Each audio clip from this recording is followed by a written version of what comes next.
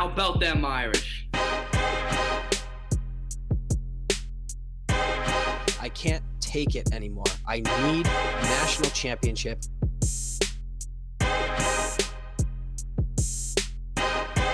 This is the Four Horsemen Podcast.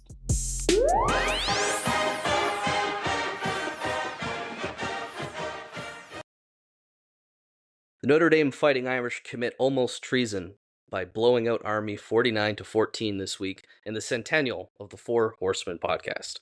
I'm Dylan, joined by a special guest this week. We've got one of our favorite reoccurring guests, Buck Metrics, USC guy, to join us for the game this week. So, Buck, how are you doing and how are you feeling after your Trojans became bowl eligible? First of all, holiday greetings from Newport Beach, California, home of some of the absolute worst of the USC alumni base. I am not among them. I'm friendly, as you might say, or at least an honest broker. I'm very good. I wouldn't say I'm delighted with the game that I saw last night and had to endure. To take a little side step or whatever here real quick. Watching that game was tough enough. Watching it with Colt McCoy doing color was really tough duty. Like, I earned some wings on that one going through that. But anyways, I made it. I wouldn't say I'm delighted, but I feel relieved is how I would say. Yeah, it's always a tight one. In fact, I had USC as my last leg of the parlay, and I would have won. But Texas A&M decided to drop in very easy 2-point conversion in overtime. Actually, before we get into that, let's talk about the overtime rules. What do you think of them? Because I think they've butchered what was one of the best overtime rules in football, in sports in general. I agree. I do not like it. I think they had it right before. Maybe start, I'd say, at the 30 or 35, and then each subsequent possession maybe just go in 5 yards starting point. Just so you don't have that, re-performances of that stupid A&M LSU game about 5 or 6 years ago. The 74-72 final. Yes. Yeah. Yeah, it's a shame, but you know what? A&M doesn't matter anymore to us. We're pretty locked in if we win this game here. So let's just talk a little bit about that Army game. I got some quick stats here that I found kind of shocking. Riley Leonard, 10 of 13 passing. For a guy who can't really throw and whose whole thing has been he's inaccurate, he had one hell of a day. 93.7 QBR, 2 touchdowns. The running backs, especially on the centennial of the Four Horsemen, to play the way they did. Jeremiah Love had 7 rushing attempts for 130 yards. That's 18.6 per carry. 2 touchdowns. And then J.D. Price only had 3 carries, but he averaged 20 on all of them. I mean, that's just an offensive line bullying a smaller Army team. But still, Army came in as the second or third best rush defense in the country on raw statistics. And Notre Dame didn't seem to care. 8 different receivers with catches. I really enjoyed seeing that. Our receivers have kind of been, I don't know, it's usually one a game breaks out. And I felt like we had a good stable this week. 464 yards to 233 in favor of Notre Dame. Only 26 passing yards allowed, 3.6 rush yards allowed per play defensively for, again, one of the best rushing teams in the country. And Notre Dame themselves rushed for 275 yards. So just quick stat recap there. I was really blown away by a lot of that. Super impressed.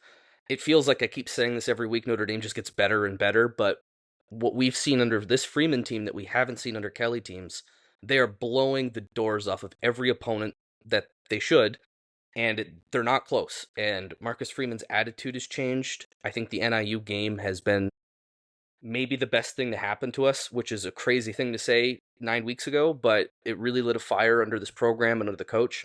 So I'm super thrilled to look great on Yankee Stadium. Nobody could read the numbers. The NBC booth sucks as always, and that's pretty much it, Buck. Did you get to catch any of the game? I did. First of all, I'm sure that, well, maybe, I don't know if you were, because I'm much older and I get confused easily, but I was really confused because you had Notre Dame in Army colors and Army in typical Notre Dame road uniforms. So as I was in my multi-view, I kept on getting confused, and I thought that Army might be making a comeback, and it was just another long Notre Dame run after that just kept on, kind of hooking me in here. Some metrics on that. A couple data points. First of all, let me just kind of get my plug in real quick. I co-host a podcast, the Sharpest College Football Podcast, with Robert Martin. He's a Canadian pollster. Two data nerds. We each have our own models. I bring that up because we have our models are completely independent of each other, and we both had Army as a legitimate, very legitimate top 10 team. I actually had them like top 7 or so for much of the season, as did Robert. So I put this win for Notre Dame at a much, much, much higher level than embarrassing, a bad Virginia team and just an embarrassing Florida State team. I have game grades in my model I give for each one. This was by far the highest game grade that Notre Dame has had this year. I mean, by far, nothing comes close, and that's because my model likes Army too. But this is, do not confuse this, dear Notre Dame people, with beating Florida State, Virginia, or Georgia Tech or Stanford. This is a very, very, very different Army Well, team. that's good to hear because we were told preemptively weeks ago, it's just Army. Don't worry about it. It's not a big win. It's a ranked win, and even if Army, I know your model's got them in the top 10 there. Even if they weren't that high, they're still a top 25 team, and I think validly so. Right, the way they've been they haven't played great competition, but they've been beating the doors off teams themselves. And for Notre Dame to do this against two tricky opponents in Army and Navy, that triple offense, super disciplined, and to make them make so many mistakes, that's another thing. Like, the Notre Dame defense was creating havoc all over the place. Um, their quarterback, whose name is it, Daly, Bryson Daly. Bryson Daly, He yes. was top 10 in QBR going into this game. Was a legitimate Heisman kind of candidate by some people. They kind of had him up there, and just nothing. Like, could get nothing on this defense. Army couldn't. Anytime Army got in space, our corners were getting off blocks and coming down the alley. It was beautiful football to watch, and it's I'm very curious actually what the TV ratings are going to be for this one, because I think it had a lot of hype, and there wasn't a ton of competition at that time slot, and I think a lot of people were No. tuning in, but for how long? Because I think, but kind of by the end of the first quarter, it was clear that this game was just going to get uglier and uglier. Yeah. One other data point on you brought up the Army passing game, which is something near and dear to my heart. I actually have a metric. It's called Apex, and basically that measures the it's adjusted passing efficiency versus expectations. So 100 is an average FBS quarterback or team, if you will. Um, Army actually has the highest team Apex of any team Oh wow. in all of FBS, 183, ahead of Ole Miss and Jackson Dart. Now they don't throw the ball a lot, but they throw up more than, like, you would see this time to time from Air Force. They would throw like 2 times a game and they'd catch you off guard. Army throws more like 7 or 8. So it's not like they just they take those 1 or 2 shots. I mean, they pass a lot more this season and they do it efficiently. So I'm impressed and a little bit scared when I see that passing game shut Well, down. that's a great transition. Let's talk about USC. Obviously, they played their second rival, not their main one, this week in the battle for the victory bell. I think, right? Is that what it's called? And Yes. close one. Give us your thoughts and kind of how USC's playing coming into this game. Yeah, well, they're all close unless your team name is Utah State. USC shut them out 48-0. Otherwise, seems like they've all been one-score games. As we were talking about before we came on here, USC has led in the fourth quarter of every game.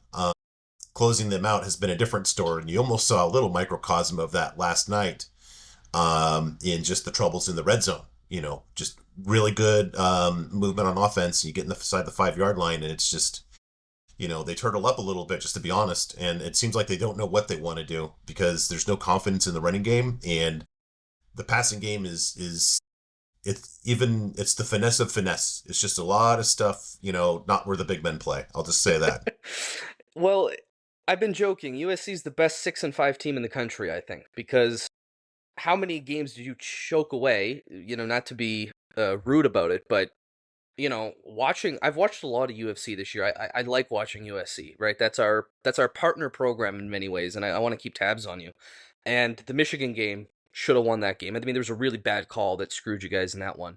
But Penn State Oh, was there one? Yeah, I there was a okay. couple. Yeah, Go Michigan's on. first Sorry. touchdown was also one. But like Penn State's another game where I watched that, and I mean that tight end 44 for Penn State is a monster in his own right. But other than that, USC I thought was the better team throughout the game, and we're a little unlucky to win to lose. And then like Minnesota, Maryland, how are these things happening when USC's solid? Like their defense is a lot better. The offense, okay, it's not Caleb Williams, like, but still, you got a good running back there. You got good receivers. Lemon is having a pretty strong year again. By again, I mean just every year you guys have a good receiver. That's just kind of what you guys do. So, uh, what is this team? Like, what do Notre Dame fans need to know about USC? It's very on offense. It's start and stoppish. It can be devastating at times, and other times it can be less than ordinary. Um, that's on offense, and it seems to be a very different team late in the game than in the first 52 minutes. We will say, if anybody saw the Michigan game, and basically there was, USC had an opportunity to really put that one away, and they just had a 3-and-out on just some weird play calls, and that was the end of that one. It just then Michigan got the ball back and just marched down the field. You see that a few times, and you wonder, what am I seeing here? So I actually did an analysis. I have offensive and defensive power ratings, and I broke it out into USC in the last two possessions of those four games that they choked away at that time. This is before we played Washington. Um, just the last two possessions and then overtime of the Penn State game, and then the rest of the time. And there was a 7-point, basically, power rating differential in the two, where we were actually, let me pull up my top 20 here. Just to give you a frame of reference of how meaningful that 7 points is. Tulane, I basically have in my top 20. If you take Tulane versus an average FBS team, that margin of difference is the difference between USC when it doesn't pucker and USC when it has puckered. That's Yes. a significant difference. So I think, long story short, is no team is ever out of it against USC, ever, Except except for yeah, Utah State. but vice versa too, right? If you get a lead on USC, they can come back and score. Like we saw that with the Wisconsin game, right? Where you were down early, I think at home Yep. too, right? Or I think that game is the Coliseum, Yes. and just stormed back and got the win that was expected. So I'll ask you this: the issues with choking or really struggling when it matters most. What do you attribute that to? Because it almost sounds like a coaching issue, but I value Lincoln Riley. I thought he was a really good hire. I was a little afraid when you guys hired him. Is this on him, or is there larger things at play? I can't speak to that. I don't know exactly where it is. I will just tell you that really the bigger swing in that differential between pucker time and the rest of the good times, we'll just call it, it's been more on defense. And I think some of that might just be, it's still, you've got a new defensive coordinator, and they just didn't have a ton of talent. They're more talented now on that side of the ball than last year, but I wouldn't say it's a really well talented team on the defensive side of the ball. It's maybe it's above average in all of FBS, but I wouldn't say it's above average. It would be kind to say that it's an averagely talented Big Ten defense, for reference. But And I think that might just crack a little more. you can win with that if USC has the offense it should have, and it seems to be. There's moments where it is. Yes. Like I watched that LSU game, and Miller Yeah. Moss looked great. I thought he was. I'm like, this is a player. And then through other times in the season, you're like, who is this quarterback that USC has, and where's Caleb Williams gone? So, a lot of inconsistencies. But you were talking about the defense, and I think it might be helpful for some more casual Notre Dame fans here to maybe talk about the defensive coordinator and what's going on, because this isn't the same USC defense that we're accustomed to seeing at Notre Dame in the last few years, because things have definitely changed there. Yeah, Danton Lynn, defensive coordinator. He was at UCLA last season. That was his first season as a coordinator at any level. And he did an amazing job there. for those of us who maybe like to talk about point spreads and totals from time to time, Danton Lynn was an absolute dream last year in terms of those of us who like to play unders, especially with Chip Kelly really kind of running a weird and typically inept offense. They were just an under wagon, but you know, he did a great job. Now the thing is, he had an awesome nose tackle who's still at UCLA this year, Jay Toia, and he had an NFL player, Latu, who was I think of like the 13th pick or so. I'm not really an NFL guy, but I think it was a first day pick. Don't see any first day picks on the front seven of this USC defense, so it's a slower build. They tried to.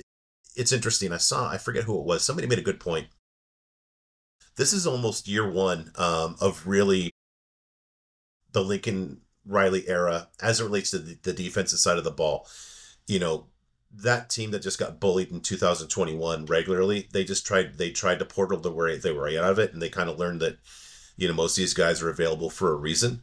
And we kind of learned that. And then, it was pretty clear that Alex Grinch was, I don't know if you can say that people had kind of got wise to his scheme. He once was good at Washington State, but that just wasn't working. And so, you're seeing really the first levels of talent that are really just, the high school seniors that are signed and developed within the program now. So it truly feels like a year one of a bad program rebuild. Now, what Danton Lynn has done is, USC was towards the absolute bottom in all of FBS in a lot of my metrics. I have just a run defense and a pass defensive metric, and they were basically in the bottom 20 out of 134 teams. And, they're like in the top middle. They're in both those metrics, they're about 50 to 60, I think, which to your point, that should be fine if you have a typical Lincoln Riley offense. And I think this is where the execution doesn't really match, the idea, the game plan for the season plan, let's say. If you had Caleb Williams with this defense, USC would probably have one loss, if any, this season. I had USC as the number 2 offense in all of college football last year, behind only LSU. And now they're like number 16. Miller Moss has looked great at times, and other times just, not even close to great. The thing is, he's not a mobile guy. And it has become clear that he's by far the least mobile quarterback that Riley has had, second to Spencer Rattler. And it's no coincidence that these are by far the 2 least productive quarterbacks quarterbacks under Lincoln Riley. You need at least the threat over the run. And the playbook becomes a lot more predictable and easier to defend when you don't have the threat of the quarterback. When even the analyst on the broadcast is saying, Miller Moss has to just run 1 or 2 of these just to make them respect that. Analysts are not really quick to criticize. Everything's great, everything's wonderful, and when they're actually kind of doing that, it's painfully obvious. And so we saw a change of quarterback. I don't know if you want to get into that now or save that for later. Let's save that for later, because I do want to give a nice a full game preview as well. But I'm afraid we'll just talk for 3 hours if we keep going, because with the 2 of us here, we could, and we have done this before after recording. So, USC's won 2 in a row. They're bowl eligible. That was a big kind of thing we were talking about on our podcast, half as a troll and half as a... Actually, keep an eye on this, because if USC doesn't beat Nebraska and UCLA, they're going to have to beat Notre Dame. And, that's no longer the issue. Obviously, you still want to upset our season. But you're headed for a bowl game. Let's use that maybe as a pivot point to talk about what was one of the craziest weeks in college football this year. God, yes. Where to begin, right? Like, Ole Miss lost. Alabama lost. Indiana loses kind of as expected. Texas A&M loses. Colorado loses. BYU loses. That's 6 teams I counted right there, and I'm sure I'm missing some that were ranked and have lost. So, yep. This weird landscape we have where the SEC a week ago was crying about all 6 of their teams not getting in. Well, now it's like, you're you're not going to get 6 teams, and they don't deserve it because they got 3 or 4 losses at this point. Yeah, but I mean, this can be a whole nother parlor game podcast episode. Just who gets in and who doesn't. I'll put it this way. Um, before yesterday's games, I was saying there's a lot of football to be played. I don't even know if it's worthwhile to try to untangle it. A lot of this will untangle itself, and now it got severely untangled where there's no structure at all. And I think that I would say my expectation is whatever the playoff committee comes up with this week, I would consider it to be very, very, very fluid. Yeah. Extremely fluid. I feel like early on in the committee's history, they didn't gerrymander, for lack of a better word, certain outcomes at the end of the year. And I felt like in recent years they've been doing that. And then I realized the committee changes every few years. So it happens. I think with the potential of rematches happening, I wonder if you're going to see a very fluid situation until the final one, where, maybe Ohio State and Indiana are poised to play each other again. Let's just flip one of those 2 seeds so they don't do that. As a Notre Dame fan, things are looking pretty good right now. Like, you're avoiding pretty much any tough SEC team probably in the first round. You're looking at SMU or Indiana. And then if you're lucky enough to get on the Miami Hurricanes side of the bracket, next thing you know, we're talking potentially about semifinals. So I think we're set up for a great finale to this season. And it's the first year in a while where I feel like I have no idea who's going to win. I don't know if we can even say there's a definitive national championship favorite. Last season, parity got better, I felt, but, one team was cheating their way to the top. So I'm liking this season a lot more. Just from your perspective, I know you follow a lot of college ball. Anything you find interesting or something that's really worth talking about? Maybe the SEC not having top quality teams, whatever it may be, because your insights, especially with your analytics, are super, super insightful. Well, thank you. The one thing before we get to the analytics, I will say the 12-team format is awesome. It's awesome, awesome, awesome. The 4-team format, it basically, you were waiting for something really dumb to happen. And the dumb thing happens, and then you would have dumb arguments about, which loss is less horrible between Team A and Team B. And I hated it. And now you don't have that. At this point, clearly, if you're not in, that's your fault, especially with all these teams losing. If you're not in this year, too freaking bad, man. You did that yourself. You absolutely did that yourself. To that point, I think unless Notre Dame loses by just a very improbable margin here, I think you guys are in regardless of what happens on Saturday. I can't see it. I can't see it. They're too good. And they have a name too. I mean, I think that goes for something. And that's a good point. I was talking about this, I think, after the Army game. It was a little premature, but I was saying, with all the losses this week, not that we should be thinking this or the football team shouldn't, but we could lose to USC by a fair, you lose by a score on the road, and I think we'll still be ranked because we'll be a 2-loss team, and we're looking at almost 3-loss teams potentially getting in this year if certain things go certain ways.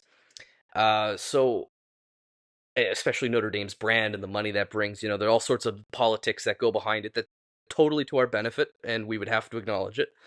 But definitely something to consider going forward, if that were to happen. But hopefully, the Notre Dame side of things, we don't have to think about it. It just goes to show what chaotic season we're having. And if USC wins a few more close one-score games, this could have been theoretically a playoff game for you. Yeah, or a play-in game. And we're not that far. I mean, literally, we're like 1 point at Maryland and two 4th and goals in the Central Time Zone in freaking states that begin with M. If I ever play another M team again, I'll be happy. I've had it with that. Yeah, it would be, and that's to that point. I think the other thing that's awesome about the 12-team playoff is, I love all of FBS, and you had incredibly important weekend for the Mm-hmm. Mountain West. Big stakes for UNLV. They had to win. They needed a Fresno State win over Colorado State, which happened too. I mean, you had and Boise State against had a tough one this weekend too. Those all have playoff implications, and that's really cool because you would never ever have had that before, where you have that many G5 fans. Like, oh my god, it's taken like my favorite part of March Madness is actually the conference Okay. tournaments because that's when you play your way in, and you have that all of that passion over basically 5 weeks now without it being distilled at all. You still have that same passion and interest. It's perfect. It's perfect. It's perfect. And of course, the committee will screw it up and they'll expand it because that's what they do because they're dumb and they're run by people like the Sugar Bowl president and like failed athletic directors. Anyways, the one thing I think that they need to fix too is there needs to be some kind of element of I don't know if we do it. We don't do it in American sports. I think that I see the idea kicked around and using some European sports leagues as an example. Higher seeds need to be able to choose their opponents because if you look at the bracket right now, if you look at the path, assuming that Oregon's ahead of Ohio State, right? If you look at the path that Ohio State versus Oregon have to get to the semifinals, I would take Ohio State in that 5 spot 10 times out of 10, and it's not even close. Do I want to play the winner of who is it? Notre Dame and Tennessee? Is that what the game was in the last bracket? Yeah. Do I want to play that, or do I want to play who was it? BYU, and then I go to Boise. Yeah. Come on. I mean, this is not even it's not even a discussion. Just because we're propagandists here, it goes to the point Notre Dame has had, right, where people are like, well, you're not in a conference, surely you must join one now to get a bye. And it's like, the 5 seed is the best spot you could possibly be in this playoff. Yeah. And maybe we don't get it this year, but if we go 12-0 in any given season or the number 1 ranked team, we'll be the 5 seed. And like you said, I would much rather Ohio State's path right now. And I think the idea of picking your opponent is really cool. And I don't know if it was the Women's Hockey League that maybe started that, or the WNBA. I think there is even a North American, like one of those leagues, I think, allowed you to pick your opponent, which is really interesting because, of course, you get stylistic matchups there. I think that could be an interesting dynamic. And to your point about expanding the playoff, you know it's coming. The SEC has been making a big stink about needing more teams in, and those 2 power conferences are going to try to leverage more seats, more guaranteed spots for their teams. Is what it is. That's the world we live in now, right? Yeah, the other thing too is Lane Kiffin said this, and I've been saying this on my pod for a month now, is the conference title games need to go away for the power conferences. For the G5, absolutely. Actually, just for the power, maybe just the big 2. They need to get rid of it. They need to refashion those as like play-in games or qualifiers because who cares? I mean, if I'm Oregon, I want to lose. I want that 5 seed path. I don't want the 1. But if they had a play-in game between, I don't know, Big Ten's kind of a mess. A better example, like the SEC. You've got so many play-in games that you should have on that weekend instead. Because they're not going to give away just, okay, we're going to give up inventory. They've spent way too much money. But if it's more meaningful football, absolutely need to do it. Absolutely have to do that. We're anti-conference here, so getting rid of the conference championship games were always a great thing. But boy, that's a big club you're in. You and Connecticut and UMass, huh? Yeah, the 3 of us. And let us play Hawaii. We'll play a 13th game if we could. That was another big issue, was the 13th data point. But yeah, it's a new system now, and we're getting better games late, and I figured that would be the case. My concern is the games earlier in the season would be devalued a little bit, which in a way they have, in a way they haven't, right? Because we're still coming out of this old era where every loss is detrimental. So every time we have a big loss, it feels huge, right? Notre Dame losing to NIU felt like the end of the world. Georgia and Alabama felt like what a huge game that was. I wonder if over the years those games might be, if they might lose their luster a little bit, but the bonuses on the back end, like we've been talking, you get all these games in back-to-back weeks. Like, think about Arizona State and BYU last week. What an important game that was for that entire conference. And now you have like 4 8-2 teams that could, or at least 4 potential Big 12 championship teams. And I think that makes the sport so much better, because in November in previous years until this week, you would be like, great, Mercer and Alabama, which still happens, but Yeah. there's at least other games with implications now, and I think that's great for the sport. Yeah, well, to my point, I'm not a fan of Mercer, Alabama. It needs to go. I understand the need for it. There's a whole ecosystem where, the big whale has to feed the little plankton or whatever it goes by. So I get it. Although use your, G5 people as intermediaries. But the reason that we hated it so much is because, like I said, we were waiting for stupid things to happen. And Mercer's not going to be the stupid thing that does in Alabama. So, okay, great. Now you're in a tougher conference. We don't need the stupid things to happen now. Also to the point of more people being, being excited by games outside of just the power conferences too. I campaigned for this last year, and it really, really, really needs to happen now. I'm kind of surprised, but I'm kind of not, because the sports element of networks are run by just absolute idiots, I think, for the most part. As much time as they sink into these stupid programs, or they ask, somebody on the committee questions that he's clearly not going to answer, some of that resource needs to be built into the committee. Needs a supplemental top 5 for the G5. If you had that, you would have so many more fans, or maybe a top 10. Then you have so many more fans engaged. Who benefits from that? ESPN. They have so much of these Right. G5 games. That would boost their viewership, but they need an idiot like me from Newport Beach, who's a CPA, not a television executive, to explain that to them. I think it's Josh Pate that said something along the lines of they don't get the game. They just don't get it the way we do. No. And if you put someone with brains like yourself, who is definitely qualified to talk about this, who also loves college football, the sport would be in a much better place. And I think that's the first time I've really thought about it. And I think that's a great idea, because you're engaging those fan bases. And then a top 10, especially with the current setup where it's the highest ranked conference champion of the G5 gets in, that now you have a whole bloodbath of activity on social media, on viewers. Yes. That's a genius idea. It's not even just like Marshall. Marshall is probably, they're not going to make the playoff, but use it as an example. If Marshall saw they're at number 10 now, it wouldn't be just I have to watch my team. Marshall fans are going to watch each of the 9 teams ahead of them, and they're going to be life and death in those games too. That's a great point. And that's what helps saves the sport, because it's viewership that is forcing all this conference realignment, because that's what's getting TV deals, and that's what's keeping athletic programs afloat. Well, you can build from the bottom up, and what a great way to do that.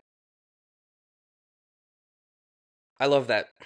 I really love it. As someone who really likes Tulane, I love that idea of just a separate ranking that we could follow, and I think it would really engage the general public too. I would be more likely to watch some of those games if it's it's the 2 and the 3 this week. We're going to get to some games here. Tulane and Memphis.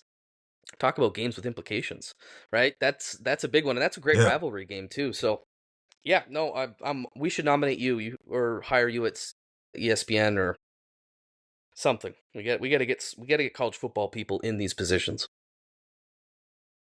Yeah, absolutely. Not something, everything. Okay, let's not be modest here. Oh, well, that's great. Playoffs are looking good. Seasons are looking good. Quick thing to ask you before maybe we get into these games for week 14 here. This is USC's first year in the Big Ten, and we've talked about Big Ten and USC a little bit so far. So let's address that.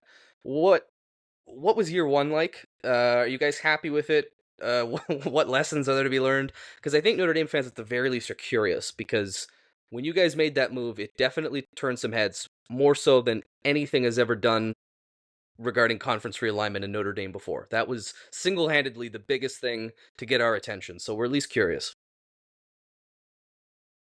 Yeah, hold on, I got a text here. I'm being told not to talk about this. You have to find out yourself, is what I'm being told by my Big Ten brethren. No. I'm delighted to be out of the Pac-12. I mean, clearly just, I don't know if you can say the ending, but the ending of that conference as we knew it is emblematic of why it had to die. It was so horribly run. It was, that could be just a whole telenovela about just idiots facilitating more idiots and more dysfunction, just enablers, enabling enablers. It was horrible. It had to go. I'm delighted to be in the Big Ten. It is awesome. It has by far the best television deal. SEC feels a little painted into the ESPN brand, which I don't think is. It makes sense, but it's not what I would do. The fact that the Big Ten is on so many different networks, that I think get it more than ESPN does, is a real plus. On the media, I'll just say I warned you about NBC. Now they fixed some of it now, but boy, for a while whoever hires their analysts needs to take up just a career at needlepoint or something far away from sports media. They just are not good. I like it. I like just being a part of the Big Ten. I like the games that we have. Was it nice having familiar opponents? Sure, from time to time. I love the teams that we're playing. The one thing I would want to see change is I would like a little more flexibility, and I don't know if they've asked it. I think I would like to see a week 0 conference game where the West Coast teams can get one of those trips out of the way so they're not in this back and forth. Because they're typically going to make 3 or 4 trips. And I'd like to be able to make one of those in a week 0 or a week 1, just so it's not such a grind. That makes sense. Somebody pointed out that statistics-wise, every team who's had to make that journey as the road team up until, let's say, mid-October is when I saw the stat, had lost the game. USC went to Michigan and lost. Wisconsin went to USC and lost. And I think that travel does play an impact. But, one thing is no buyer's remorse given, it's been a rougher season. Oregon's there with you, and I know your feelings on them. You guys are still very happy with this. You're not bothered that, the competition's a little tougher. That's good to hear because you're USC, and I would imagine you take over that conference sooner or later, at least the West Coast part of it. We'll see. I don't know. A lot of dynamics at play. It seems like we're starting to get our NIL together, which has to happen to Oregon. compete with, the bottomless pit of that's known as Oregon's NIL deal. Your lessons learned. I will tell you this. I watch a lot of football, and I watch football games in which I have a financial interest, and I think I'm very passionate about those. But it's still different when it's your own team. And I had no idea that it takes a lot, especially for the home team, to be called for a holding penalty in the Big Ten. I didn't realize that until basically we went to Ann Arbor. I was going to specifically say there's 2 teams where I bet that call's harder to get. Yeah. Also, you can get, and I like this, you can get away with a lot more in terms of what might or might not be pass interference. They let a little too much go, but I'm much happier for that. It's like, you just look at a guy cross-eyed and you're getting a flag in the Pac-12. So, not a coincidence either that, very few of the old Pac-12 refs made it to the Big Ten either. That was just a special group too. One thing I've noticed is every conference complains about their refs because we get the ACC refs, and at one point our Twitter account got locked. Elon Musk kicked us out of Twitter because I had jokingly said, I don't know if you saw the play where it was that fake punt that Notre Dame went for a touchdown on. And no, yeah, so Notre Dame had had 2 plays. But the first, they had a 60, 70-yard touchdown pass that was called back on something. And the very next play was the 4th down, and they run a fake where you just don't expect it, and somebody a little bit off the line comes in, picks up the ball, hits the corner, and then he's gone, and he scores a touchdown. It's one of the coolest plays I've ever seen live. And the crazy thing is Marcus Freeman and the coaching staff had it reviewed by the ACC refs and asked if it was legal, and they said it was, and they called them for an illegal formation on the play. So I had tweeted jokingly that we should publicly hang the refs, and that was enough for me to get locked out of the Twitter account. So ACC refs, not great, but it's good to know that other conferences feel at least similar. Wow, but man, what did you? It's not like that wasn't the Northern Illinois game. I'm assuming you won this game, right? This is We did, a couple but weeks when ago, things are right? going so well, Buck, you got to find something to bitch about. And that's why Notre Dame fans lately, all we're bitching about is Jesus. referees and broadcasting crews, which, to be fair, and to your point, the NBC one is not good. Even their Big Ten crew, who for some reason does Notre Dame night games, Noah Eagle and Todd Blackledge. I don't mind Eagle. I think Eagle's fine. Blackledge embarrassed himself last night with it. Like, some of the things he was saying, I'm like, dude, have you never watched a Notre Dame game before? Like you're just blown away. You're not really paying attention to things. And their analysts, I mean, Matt Castle, I know he's one of your guys, but every time I see a USC guy on a Notre Dame broadcast, I want to pull my hair out of my head because it seems like NBC's got a deal where we always have to have a USC guy to balance out whatever perceived bias we have. So I don't know. I'm sick of that, Yeah. but I am happy to be with NBC. Going back to Pat Hayden, right? Way back when. Yeah, not to play Can You Top This, but Blackledge, good and bad. But he's polished, and I will say I'm quite certain that he did not use the word catched as my guy Colt McCoy did last night. I saw some tweets out there from USC fans complaining about Colt McCoy, and someone said, I remember, it might have even been you who had mentioned that he's not very articulate, and probably wasn't suited for the role he was in, and I can see why now. Yeah, just not ready. And that was on Fox? No, on NBC. Right. Sorry. What? NBC was... That went over my head. Yeah, I knew that because they did the triple header this week, and NBC doesn't usually do the triple headers like that. So, we're stuck with them. Okay, but here's a good thing. Here's a good topic. Despite both of our complaints with NBC, I want this game this week to be on NBC because it's the primetime slot. And for those of you who haven't seen yet, CBS won the rights to that game. And that game will now be a 3:30 Eastern kickoff, 12:30 local. I suppose if you're taking the view from a Notre Dame fan perspective, I don't want a good environment. I want a mundane crowd where it's easier to play football. Okay, that's good. But I don't know. I'm a romantic for this rivalry. I'm a romantic for the sport. This game to me should always be under the lights. It should be the ending game of rivalry week, and it's not that. So, what are your thoughts on kickoff? Do you not care as much as I do about it? And is Colt McCoy's experience maybe got you happy to be on CBS? I think you buried the lead there. First we're safely away from Colt McCoy. CBS has seemed to really have an interest in doing USC games. I think they did three. They did the Michigan game. Yeah, they did the Penn State game, and I think the Wisconsin game too. So I think if you look at that, I mean, they like the product. It's going to get a lot of viewers, and you have the chance to do a Notre Dame game, which they don't have now. I think because did they sometimes get like the Army and Navy games against Notre Dame? I thought they got the Army Navy game itself, but I'm not sure if they. I don't know. Okay. If we would get them if we played an SEC team because they used to be under contract there. But I feel like any home Notre Dame game against those two is on NBC. But maybe the road games against Navy could have been there. Didn't Charlie Weiss lose to Navy at Navy one time? No idea what you're talking about. Who's that? I don't know. He's like 500 pounds and just a bundle of joy. Everybody loves him. I kind of remember that when they lost to Navy, I thought that game was on CBS for some reason. So I think they see two huge names and they just can't pass that up.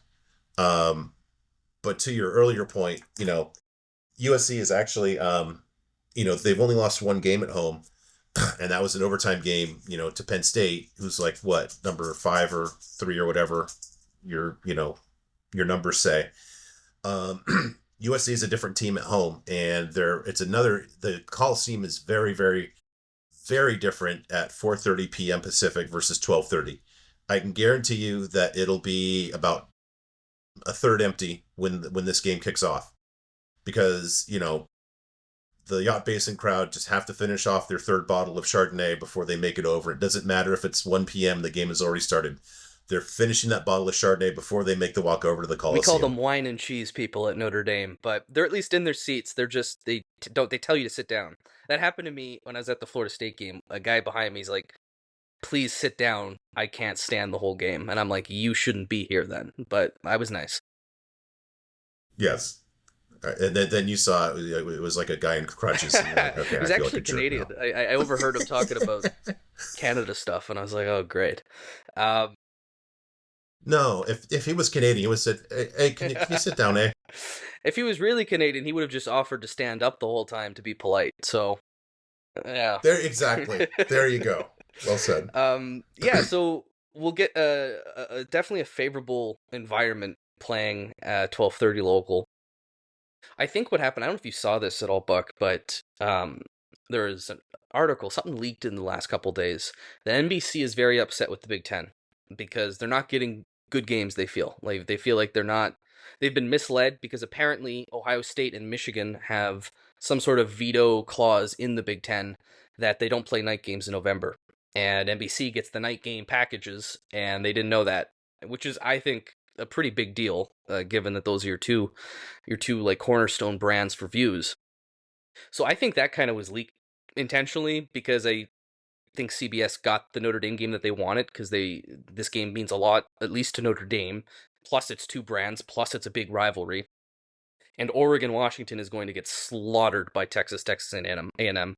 Like the ratings for that game are going to be, I think, very brutal.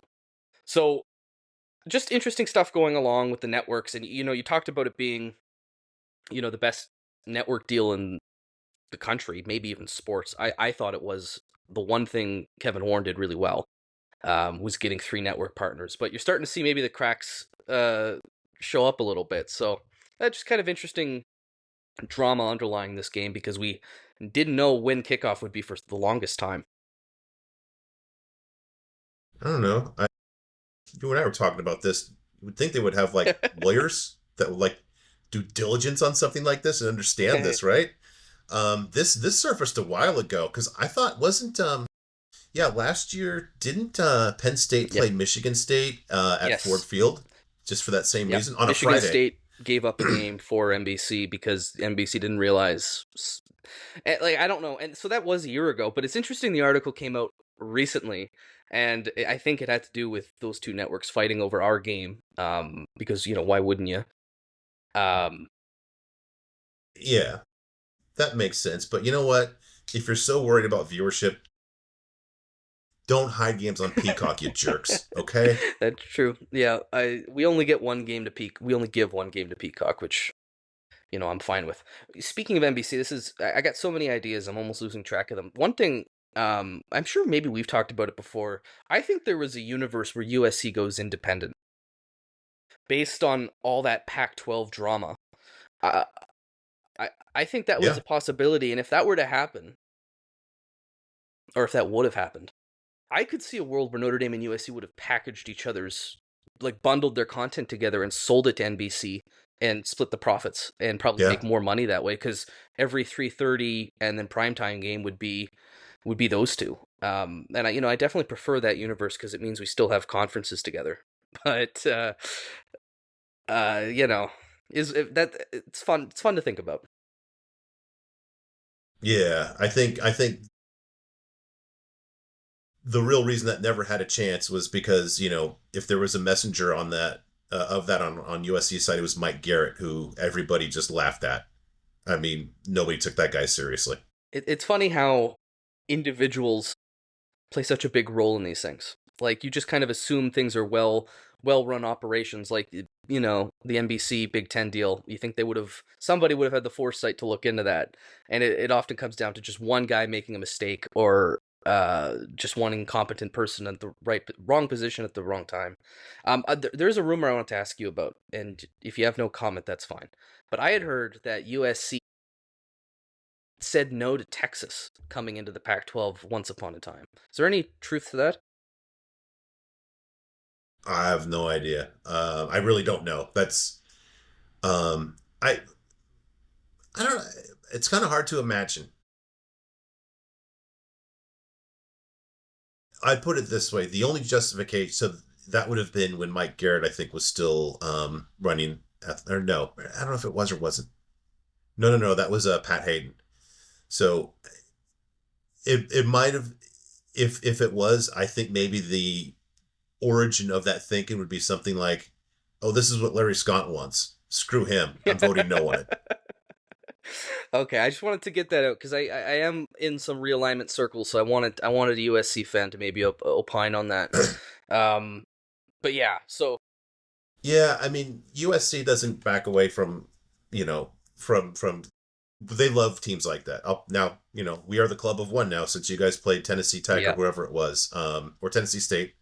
There's a lot to be said for that. We actually had signed a deal to play UC Davis, and when Mike Bone came on, I'm sure he got like 1,000 boosters saying, "Buy your way out of this." So he did. And that, for some reason, that means it's like, it's funny when some USC people say, "Why does Notre Dame not want to be in a conference?" I don't get it. It's like, all right, your angst that you have about never playing an FCS team you never want to, yeah.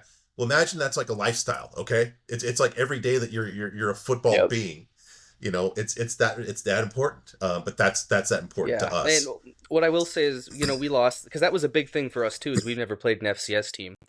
Marcus Freeman and Jack Schwarbrick, they decided to play a historical black college, which I felt like if we're gonna give rid of a tradition, that's fine. It makes sense. It goes to a good institution.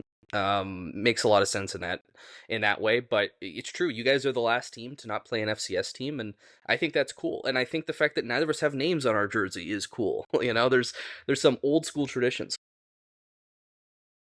Except Saturday. That's what made that game even more Right. confusing.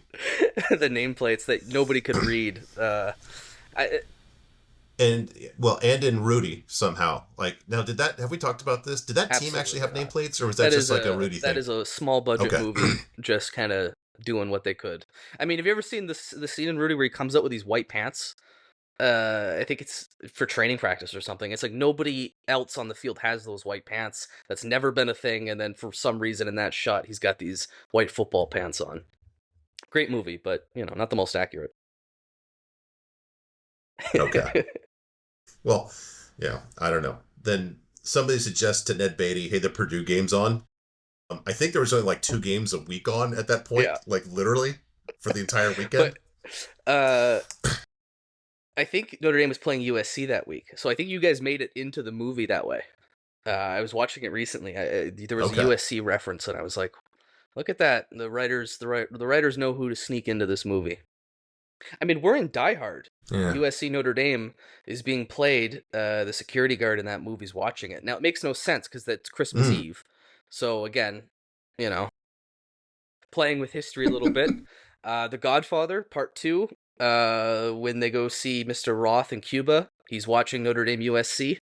So this rivalry, it's got a lot of, it's slipped its way into pulp culture a lot, which dorks like me I think really enjoy. Yeah, I never thought about that. Maybe I'm not a dork. Fair, no, that's fair. Um, let's get into some rivalry week games and predictions here. Um, for those who've been following, Steve was on an all-time heater. It was ridiculous, but I've caught him. I'm one game behind him. I'm 46-24 straight up on the year. He's 47-23, and P Wagon's fallen third to 43-27. Against the spread, I'm 36-34. Steve's a miraculous 39-31, and P Wagon's 500. How are you guys doing over on your podcast? I know gambling is a big part of it.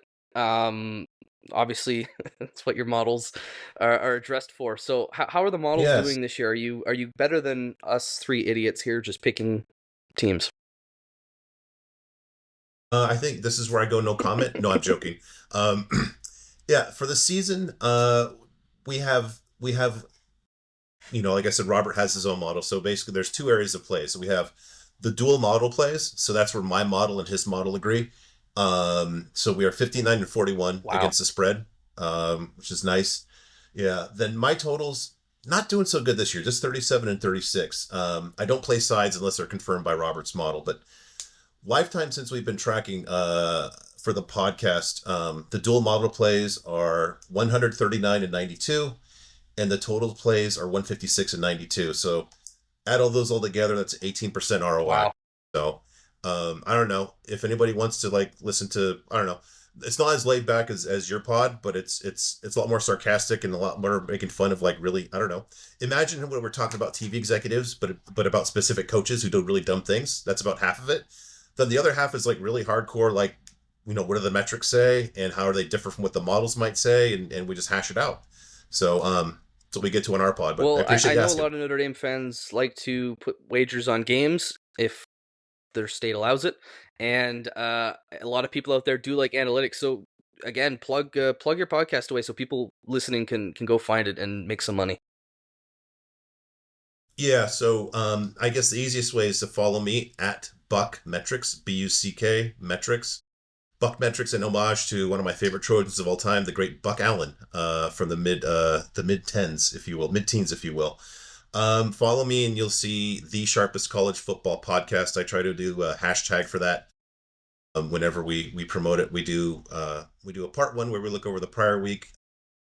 We have an Arduzzi Award for coaches that do really dumb things, for example. Notre Dame fans will appreciate that one. It took a long time for him to get his own award this year. He was really doing well. And then in part two, like I said, we'll dig in. We'll go over my metrics. We talked about some of my metrics, like the Apex and my run defense and offense, and my power ratings, offense and defense in total. I have individual metrics, player metrics as well for top quarterbacks and best receivers. We'll go over that. That just informs, sometimes it's what's really interesting. And this came up a lot for Tulane. That's one of the games we'll talk about. But, I saw little like green shoots of Tulane earlier this year. It's like, wow, their quarterback's in my top 10 for Apex. Just a freshman. Look at that. Then they jumped in the top 10 in my run defense. It's really cool that a lot of these things that become things, you'll see them pop onto the metrics, a few weeks before. So when they actually become a thing, I will always, like somebody today, Stuart Mandel said, hey, has anybody noticed that Boise State's not really been impressive? And I said, yeah, they've been overrated all season. As usual, you national reporters are late and wrong. They're just, if you want to feel smart, listen. I love that. Can you believe this is a USC, guys? But like, so rational, so objective. And what I love about you, Buck, too, is you're a perfect compliment to us because we're propaganda machines over here. And, you're the one guy that can come on the show, love your team to death, and be straight up, they're garbage this year. And that's certainly, not that it's this year, but last year I think you gave us the heads up that would be a blowout. So certainly appreciated. Yeah, well, I can just tell you, I don't get invited to the cool USC parties at the Yacht Basin. I'm kind of on Buck Metrics Island, if you will. Oh, love it. Well, you talked about Tulane, so let's start there. One of the things we do at this game is we read the line live just to kind of make you think on your feet. I'm sure you've looked at them already, but we'll pick the winner and then we'll pick the spread as well. So the first game, Memphis-Tulane, that's a rivalry game. It'll have huge implications on the American Conference and who plays in that conference championship game. Currently, the line is 14 points on my bookie, which is the score, the app that I've got, in favor of Tulane, who is at home. So who do you like there, and perhaps why? Tulane has been an awesome story. They lost to Willie Fritz. They made a great hire in Summerall, who won 2 titles in his 2 seasons at Troy. I don't know. Do you know anybody who coaches at Troy now? Yeah. Look at you smiling. Just what a dumb hire that was. Oh my God, what a favor they did you guys with that. We didn't have to fire him. That was the best thing that could have possibly happened. No. That's like a lesser version of when USC hired Sark. Like everybody there's departing. It's like, oh my God, did they really do this? Anyways, John Summerall, great coach at Troy, amazing first season. Come into this season, I was really skeptical of Memphis. I thought that they were good on offense, but their offense was very overrated. Apex is my passing efficiency metric. For context, Jackson Dart's Apex is about 160 right now, and he's in the top of FBS. Seth Hennigan. Last season, his apex was only 110. Nice. That's not like dominant. And you remember coming to the season, it's like, oh, Memphis, this awesome passing game. Seth Hennigan, just great. I was a skeptic. He's actually below 100 now. He's an 88. So, their one-loss record, I think, belies just, I think, their problems. Their defense has stunk all season. It's gotten a little better, but it's been a problem. It's not good. Tulane is extremely well balanced. Like I said, Mensa has actually jumped into my top 10 for Apex from time to time. They have the better running game. From explosive passing game, these teams are about the same. But Sumrall, former, I think, DC or linebacker coach at Kentucky, so he's a really good defensive coach. This is a very, very stingy pass defense and a good run defense. I think Hennigan is going to really be exposed in this game. This is not a defense that he's going to want to play. My model has Tulane by 20 here. So I clearly like him straight up. And actually, this is it's not one of our plays because Robert's model only has Tulane by 3 here. Interesting. But interestingly, yeah.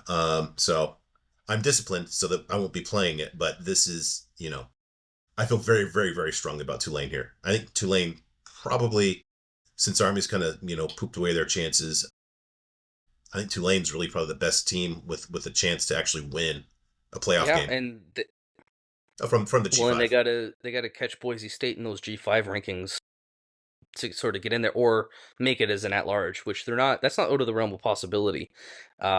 So I'm with you. I've got Tulane and I got Tulane to cover. I think they're going to come out and really try to put style points up for people to see because it's going to be a Thursday night game, I think, or unless it's Friday. No, it's Thursday.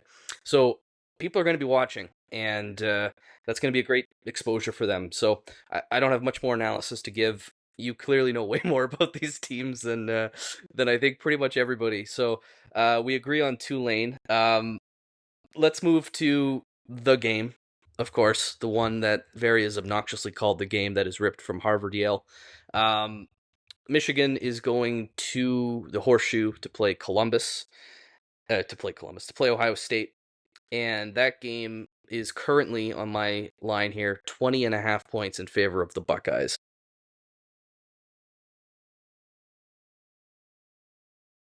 Yeah, excuse me. I mean, this is a mismatch. Will Howard, he was not great at Kansas State last year. His numbers kind of stunk, but, he's been a good fit for whatever Chip Kelly's doing now that he wasn't really, I don't know. It's like, oh, now I need to run the plays that actually score when he wasn't doing that at UCLA. He's been a really good fit for this offense. As usual, they have just an absolute elite wide receiver room. Their passing game explosivity is just off the charts. I think people are finally coming around to just how dominant of a defense this is. They were just about this good last season. I have them as the third best rushing defense in all of FBS. I've got a metric that basically it's GGAB, which is ground game above, I'll call it now basement.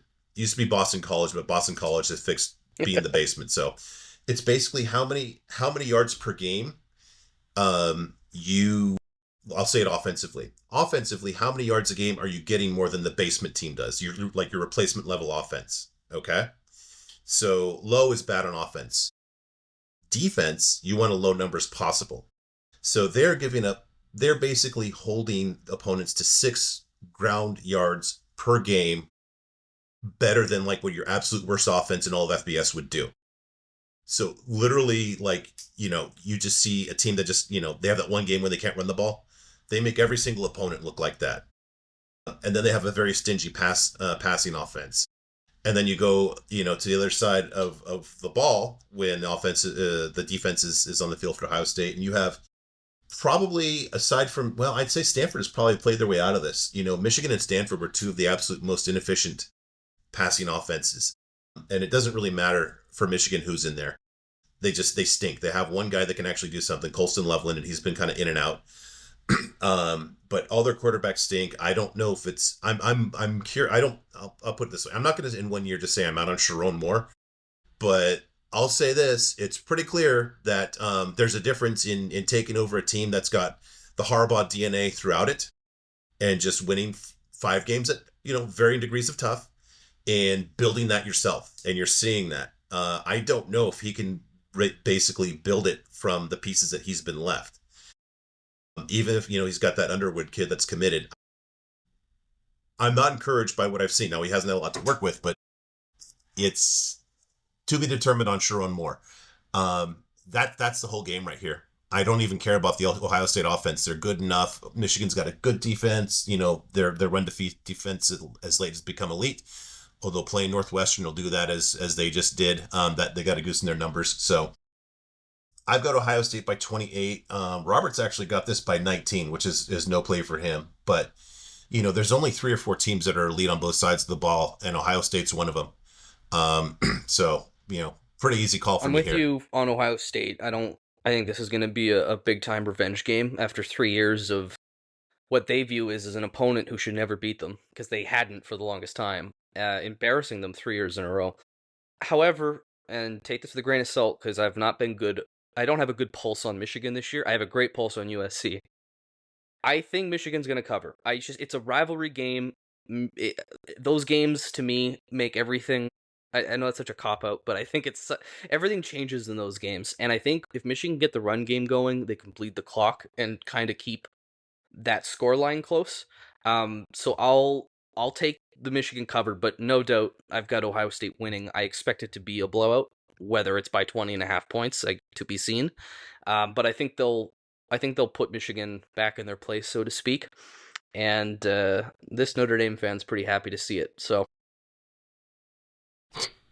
I'll put it this way. I could buy the Michigan covering scenario if it was a home game.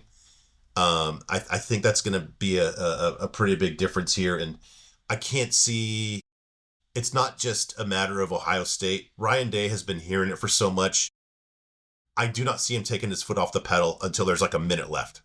If he has a chance to make it a 56-point game instead of a 49-point game, he will not, he will spare no expense. He will do it. I'm guaranteeing he's so tired of hearing all this bullcrap that he's been hearing about Michigan. He wants to put it so far behind him that,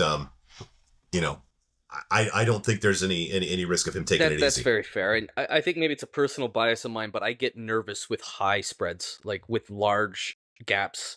20 scares me for a team even as good as Ohio State is.